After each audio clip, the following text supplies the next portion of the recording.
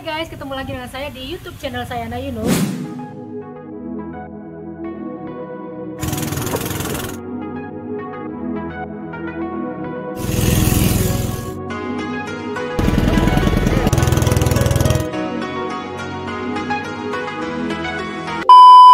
Saat ini kami mau ke kawasan Fort Sorbai. Di situ adalah kawasan mangrove yang mana kita mau lihat bagaimana sih caranya penangkapan kepiting bakau. Penasaran? Ikut saya terus.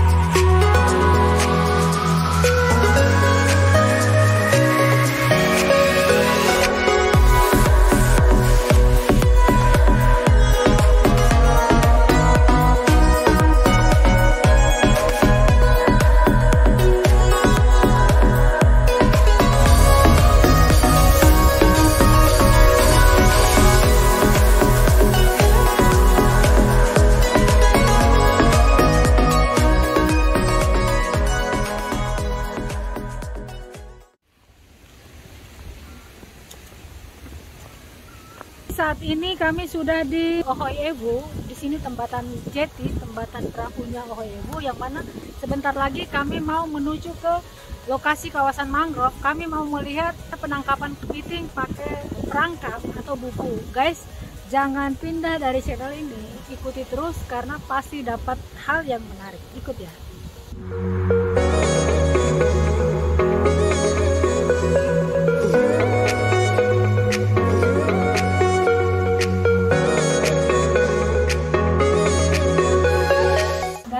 Sekarang ini saya sudah ada di rumahnya, di kediaman Bapak Yohanes Sombes, yang mana beliau ini adalah salah satu nelayan menangkap kepiting bakau di Ohoy Ewu ini. Bapak Yohanes Sombes ini dengan teman-teman lain membentuk kelompok, yang mana bukan hanya Bapak sendiri, Bapak Yohanes sendiri yang sebagai nelayan tangkapan kepiting, tapi ada beberapa orang lagi membentuk satu kelompok dan ada kelompok lain lagi. Mungkin di sini kita akan membahas terkait dengan bagaimana caranya penangkapan kepiting bakau, terus kemudian produksinya bagaimana, terus hasil kepiting itu dijual kemana. Mungkin awal-awalnya Pak Yohanes bisa sampaikan kepada kami bagaimana caranya menangkap kepiting bakau dan kapan waktunya, kapan-kapan saja. Jadi yang pertama, orang taruh umpan di bubu dulu. Nah, langsung ke orang tindis. Orang tindis bubu. Pagi hari, orang langsung lihat. Nah, lihat itu ada kepiting. Itu ketong kasih masuk di karung.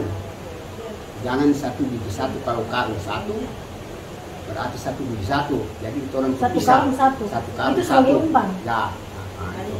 Nah, selesai ke orang. Ya, kepiting lah habis dia buku ke orang Bali, nah, orang ikat langsung tampung di tambaknya, masih ke tambak. Setelah 2 minggu baru Bapak Daeng Baktian ini dia naik, dia beli, mengumpul ya? Mengumpul. Dia beli itu yang besar sekali itu yang 100.000. Itu kira-kira berapa kilo? Yang besar sekali itu dari 1 kilo sampai batas 5 kilo. Itu 100.000. Itu walaupun dia besar, kilonya besar, tapi tetap 100.000. Jadi yang turun dari itu, sedang itu harganya menurun, bukan dia naik, menurun. Turun dari 100.000 itu 70.000. Turun dari 70.000 itu 50.000. Turun dari 50.000 itu 35. Yang terakhir pas, yang terakhir sekali itu yang ukuran pas 400. Di timbangan 400 itu harganya 20.000 rupiah. 430 gram ya. Ya.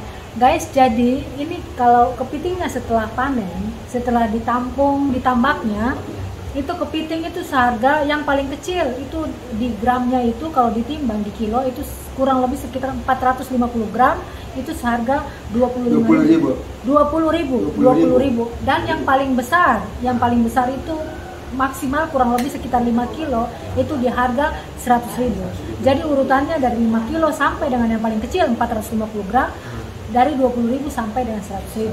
Nah, jadi tadi sudah dijelaskan oleh Bapak Songbes, disampaikan bahwa ikan selu yang bentuknya panjang itu dibuat menjadi umpan, terus ditaruh di bubu. Kemudian ditaruh di bubu, kemudian bubunya tuh ditenggelamkan di hutan bakau. Terus kemudian nanti sampai dengan besok harinya Bapak Songbes dengan teman-teman masing-masing melihat bubu tersebut apakah ada kepiting yang masuk ke dalam bubu itu atau tidak. Jadi itu prosesnya kurang lebih 1 hari, Pak ya? Ya, setiap hari itu? Tiap hari bukan tiap hari. Setiap hari. Nah, jadi biasanya tuh panen itu berapa lama? Pas 2 minggu. Oh, setiap 2 minggu 1 kali? 2 minggu 1 kali. Jadi 1 bulan itu dua kali. Bapak Daik, dia pengiriman itu 1 bulan pengiriman 2 kali. Ke Makassar. Ya. Kita ke Makassar itu nanti ke Jawa, Bapak Daik kemana kan yang penting ketemu urusan dengan Bapak Daik saja. Iya, jadi guys tadi sampaikan bahwa nelayan itu setiap hari menangkap kepiting dan hasil tangkapannya disimpan ke dalam tambak, kemudian nanti 2 minggu 1 kali pengumpul datang menimbang dan membeli hasil tangkapan kepiting, kemudian pengumpulnya menyalurkan ke luar daerah. Jadi kira-kira kalau misalnya pas panen itu biasanya Bapak dong dapat berapa begitu? Kalau panen tong tilis kemarin dapat di hari kata orang lihat, kalau diperkirakan kata orang kan perkirakan bubu saja ini kan, bubu bukan 9. Di antara 9 ini mungkin 1 atau 2 baru kepiting tidak masuk.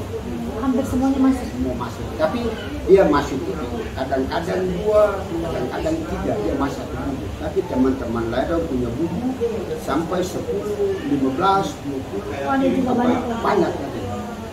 Jadi 1 hari itu bisanya orang dapat 20 buah, 30 buah ke atas. Jadi dijelaskan oleh Pak Songbes bahwa Pak Songbes ini memiliki bubu ada 9. Tapi teman-teman lain ada sampai 15, ya, sampai 10, 20, bahkan 30, sampai 20, ya. bahkan sampai 30. Jadi sebanyak-banyaknya bubu, berarti tangkapannya lebih banyak. Jadi masing-masing 1 bubu bisa jadi 1 yang masuk, bisa jadi 3 yang masuk. Jadi guys bisa hitung sendiri. Tadi dikalkulasikan dengan harga kepiting. Tadi itu disampaikan. Mudah-mudahan harga penjualan kepiting dapat bermanfaat untuk kebutuhan hari-hari Bapak ya. Sekarang saya mau tanya apa kendalanya sehingga dalam proses penangkapan ini apa sih kendalanya? Dilihat dari kendala di Kalimpuk itu kan sekarang itu separuh punya macam armada laut itu, itu separuh tidak ada. Ada orang pinjam, istilah ada orang pinjaman gitu. Nah, yang kedua, bubu itu bukan kata orang anyam sendiri. Itu kan kata orang suruh orang anyam, nanti kata orang yang beli lagi. Nah, jadi mungkin kendala di kelompok di saya sekarang saya alami ini, ya ini dua permasalahan ini. Saya sekarang ini memang bagi saya ya saya punya ada body, ada mesin, tapi teman yang lain ya itu pada pakai sampan atau kulit dong penggayung nggak bodinya rusak, maka kendala di saya sekarang dua.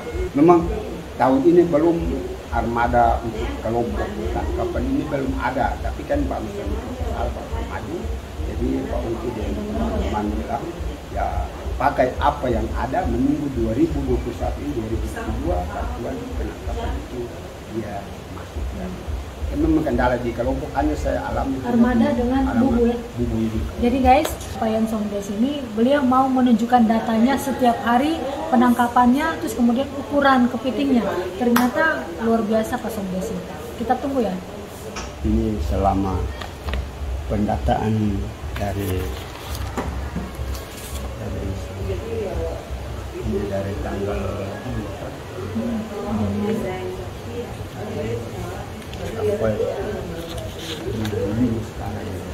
Jadi guys, yang kami lihat di datanya di sini Pak Yan Songbes, mereka memang mencatat semua hasil penangkapan hampir setiap hari. Di sini hampir setiap hari ada. Rata-rata hampir setiap hari, misalnya jumlah bubunya 13, hasil tangkapan 5, ada 9, tangkapan 7. Ada yang sedikit dan ada juga yang banyak. Yang banyak. Jadi kurang lebih di sini memang yang saya lihat berdasarkan data pendapatan per hari ada yang 0 juga, tapi 0 itu mungkin ada momen-momen yang mana mungkin lagi kepitingnya lagi masa pertumbuhan dan lain-lain.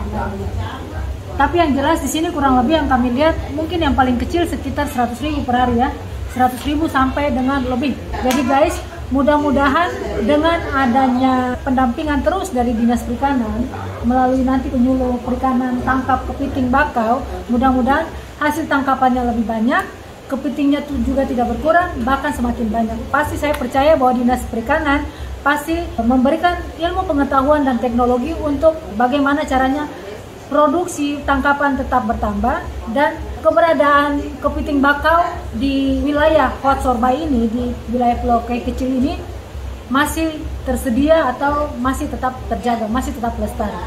Jadi Pak Yan, dari hasil tangkapan mungkin per bulan itu kira-kira dapat berapa? Satu bulan itu pendapatan 2 minggu, jadi menjadi 1 bulan itu saya 5 juta. Jadi guys, banyak hal yang Pak Yan sampaikan kepada kami, mudah-mudahan dapat didengar dan dapat ditonton oleh teman-teman sekalian karena sangat bermanfaat sekali. Harusnya hari ini katong turun Pak Yan, harusnya hari ini katong turun, tapi Pak Yan baru saja panen. Jadi di tambak itu sudah tidak ada kepiting. Jadi saya berjanji nanti Pak Yan sampaikan, nanti kita kesini lagi.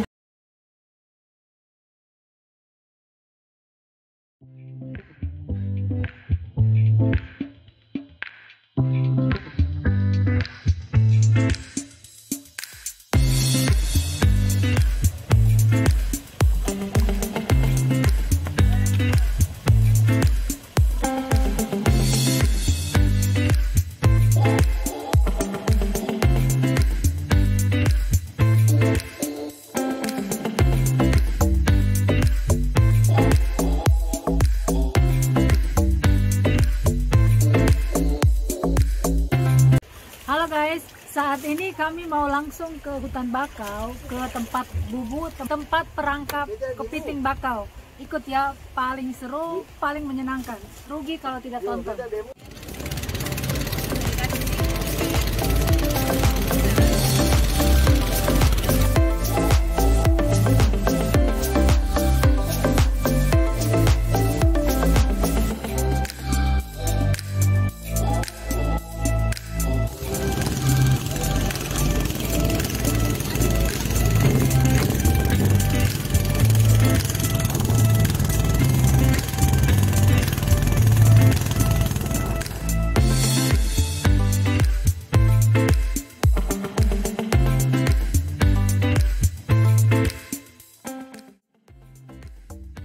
Ternyata di kawasan mangrove di Teluk Wat Sorbay ini sangat asri, sangat indah, sangat alami. Pokoknya keren loh.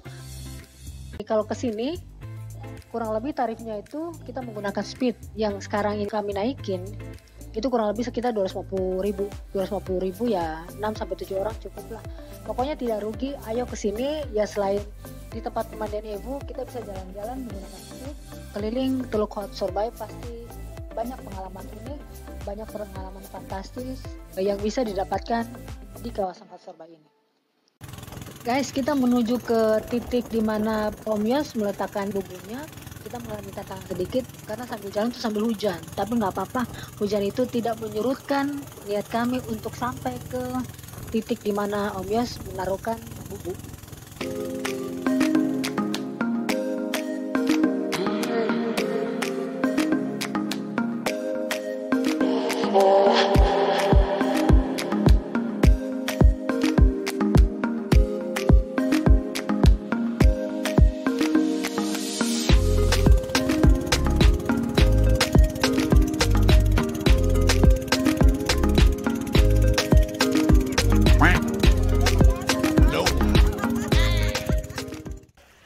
Guys, saat ini kami sudah ada di kawasan mangrove di Teluk Wat Sorbay. Tadi itu dari jembatan jeti di Ohoy Evu itu kurang lebih sekitar 4-5 kilo. Ternyata agak lumayan jauh karena Om yang bawa ketinting ini sampaikan dekat. Ya namanya dekat-dekat di kampung itu jauh banget ternyata. Kurang lebih 4-5 kilo. Sekarang kita sudah sampai di lokasi tempat ditenggelamkan bubu. Bubu itu perangkap untuk kepiting bakau. Guys, kita lihat dari sini kita masuk lagi ke lorong-lorong kecil, lorong-lorong hutan mangrove. Ternyata di kawasan sini hutan mangrove-nya sangat lebat. Mudah-mudahan kelebatan hutan mangrove tetap terjaga agar kepiting, terus kemudian ikan dan lain-lain tetap terpelihara sampai berpuluh-puluh tahun, sampai anak cucu kita dapat merasakan kondisi yang saat ini kita rasakan. Kita masuk ke dalam yuk. Keren banget loh.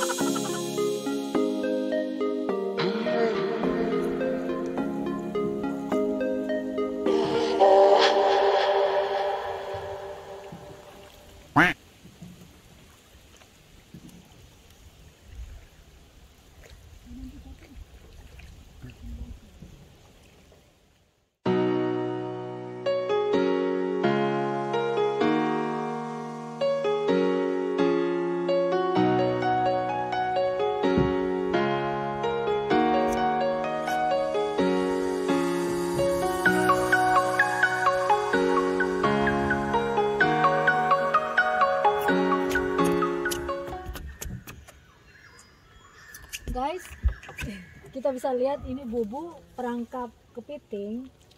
Mudah-mudahan kepitingnya ada.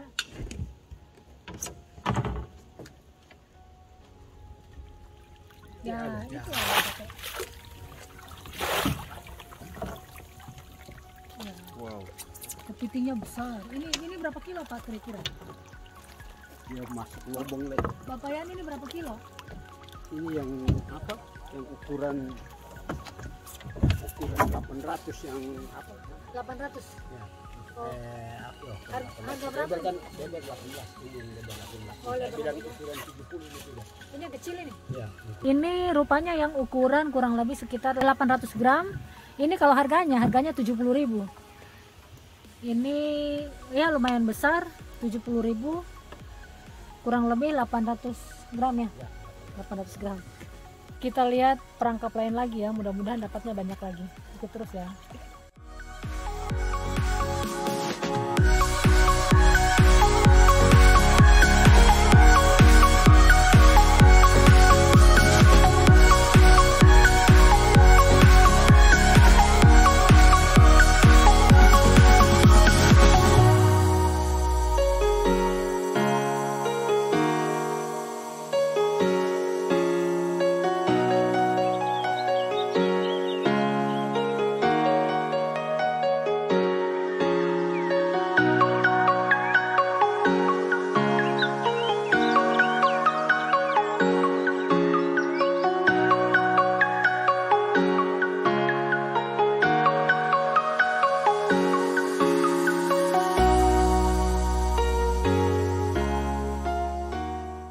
Jadi di sini hutan bakaunya itu sangat padat, kurang lebih jaraknya tuh dari darat sampai ke laut sini, hutan bakaunya itu kurang lebih sekitar 1-2 kilo. Jadi rupanya di kawasan Teluk Huat Sorba ini mangrove-nya masih sangat rapat dan lebat sekali. Guys, ini kan kita dapat baru satu kepiting di satu bubu. Di tempat lain masih ada lagi bubu yang lain. Mudah-mudahan di sana kepitingnya banyak. Ikut ya.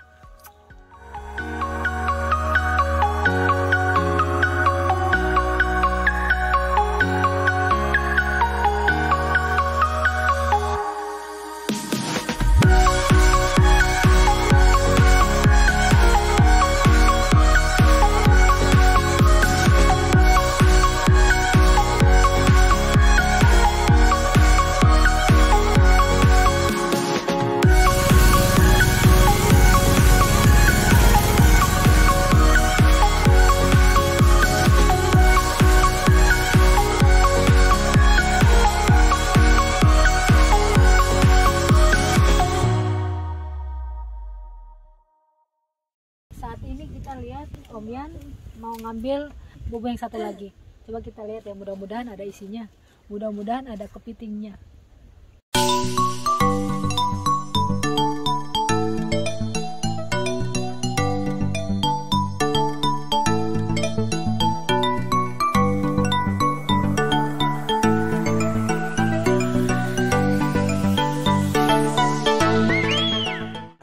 Guys, ini kepiting kurang lebih 1 kilo lebih. Capitnya agak besar, lebih besar dari yang pertama tadi.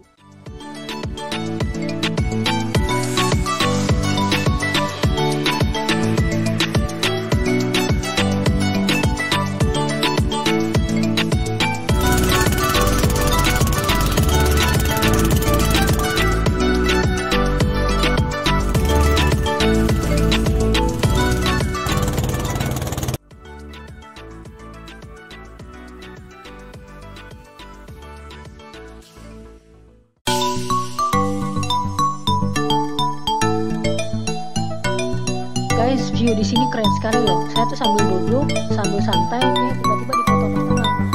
Keren sekali sih.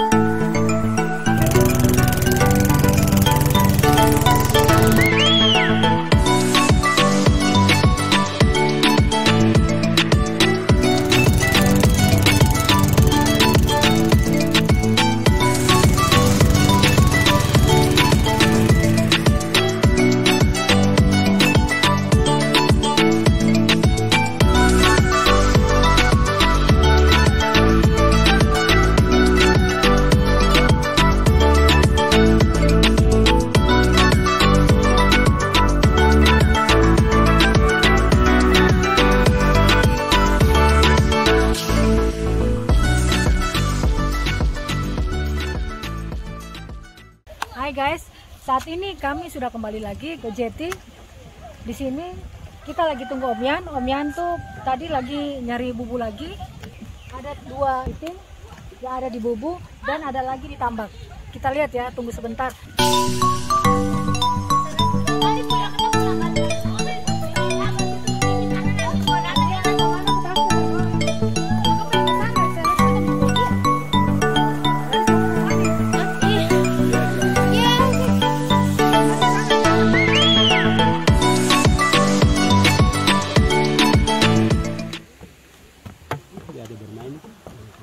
Jadi kepiting setelah diambil dari hutan bakau tadi, kepitingnya diikat dulu jepitannya. Kalau tidak diikat nanti agak susah nelayan mengambil kepiting karena bisa dicapit, bisa digigit. Jadi setelah diikat kepitingnya terus diletakkan lagi ke dalam tambak. Sambil menunggu mengumpul membeli hasil kepiting yang sudah ditangkap selama kurang lebih 2 minggu.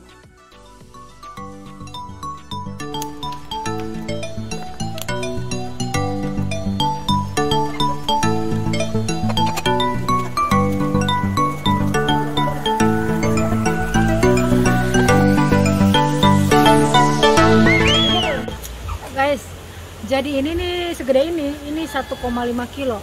Yang paling besar kurang lebih bisa dapat berapa? 5 kilo. Oh iya. Ada yang paling besar beratnya 5 kilo, kurang lebih 5 kilo. Kalau yang ini 1,5 kilo. Kepitingnya besar. Kalau dijual harganya berapa? 100.000 ya ini. Ini 100.000. Ini coba tangannya. Hai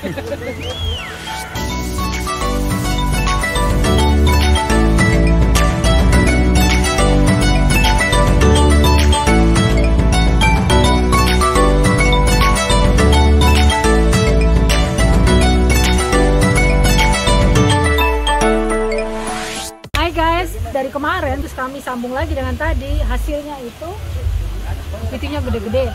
Guys, kalau yang suka makan kepiting bisa dapat dibeli langsung ke Ohe-Ebu, terus kemudian di Warwood dan beberapa desa yang ada di sekitar kawasan Teluk Hwatsorbai. Jadi, finally kita berpisah pada kesempatan ini. Pasti kita ketemu lagi pada video-video berikutnya. Tapi jangan lupa subscribe, like, comment, and share kepada teman-teman sekalian. Mudah-mudahan video ini bermanfaat.